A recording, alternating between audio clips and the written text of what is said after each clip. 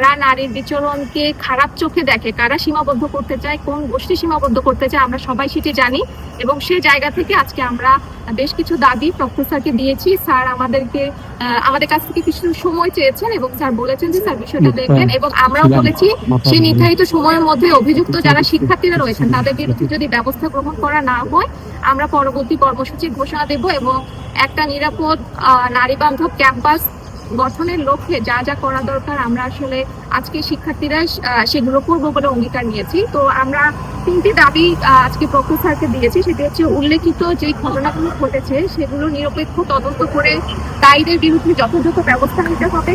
ক্যাম্পাসে নারী হয়রানি, অনলাইন হেনস্থা, গোপনের ভিডিও ধারণ এবং মত সংস্কৃতির বিরুদ্ধে সুস্পষ্ট নীতিমালা ও কার্যকরী পদক্ষেপ নিশ্চিত করতে হবে। এবং তৃতীয়ত, ঢাকা বিশ্ববিদ্যালয়ের সকল প্রশাসনিক এবং আবাসিক পরিসরে এমন কোনো আচরণ বা সিদ্ধান্ত গ্রহণ করা যাবে না যা নারীদের প্রতি বৈষম্য সৃষ্টি করে কিংবা তাদের চলাচল এবং অংশগ্রহণকে অযৌক্তিকভাবে সীমাবদ্ধ করে।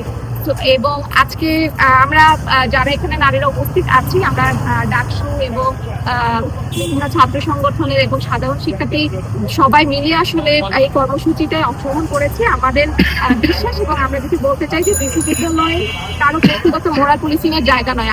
আমি আরেকটি কথা এখানে বলতে চাই যে আপনারা হয়তো জেনে থাকবেন, বেশ কিছুদিন আগে মানে বেশ কয়েক মাস আগে ঢাকা বিশ্ববিদ্যালয়েরই একজন শিক্ষার্থী, তার গায়ে ওড়না ছিল না বলে ঢাকা বিশ্ববিদ্যালয়ের লাইব্রেরির একজন অফিস সহায়ক মানে একজন কর্মকর্তা তাকে হ্যারাস করেছে ক্যাম্পাসে দাঁড়িয়ে, আমাদের ক্যাম্পাসের শিক্ষার্থীকে। এবং সেই ঘটনায় যখন তাকে অ্যারেস্ট করা হয়, শাহবাগ থানায় নিয়ে যাওয়া হয়, তাকে কিন্তু ফুলের মালা দিয়ে শাহবাগ থানায় থেকে ছাড়িয়ে নিয়ে আসা হয়েছে। আমরা মনে করি ওই দৃষ্টান্তের জন্য আজকে ক্যাম্পাসে নারীদের যে অবস্থান সেটি এত খারাপ, এবং ওই সময়ে যে নারী হ্যারাজারকে যেভাবে ফুলের সংবর্ধনা দেওয়া হয়েছে সেটি যারা নারী হ্যারাজার এবং যারা মনোভাব পোষণ করে নারীর প্রতি বিদ্বেষমূলক এবং নারীকে আসলে ছোট করে দেখে তাদেরকে উৎসাহ দিয়েছে এই ধরনের কর্মকাণ্ডগুলো করার জন্য। সুতরাং আমরা বিশ্ববিদ্যালয় প্রশাসনের কাছে দাবি জানিয়েছি দ্রুততম সময়ের মধ্যে দৃষ্টান্তমূলক শাস্তির ব্যবস্থা করে নারীর জন্য একটি নিরাপদ ক্যাম্পাস নিশ্চিত করার জন্য।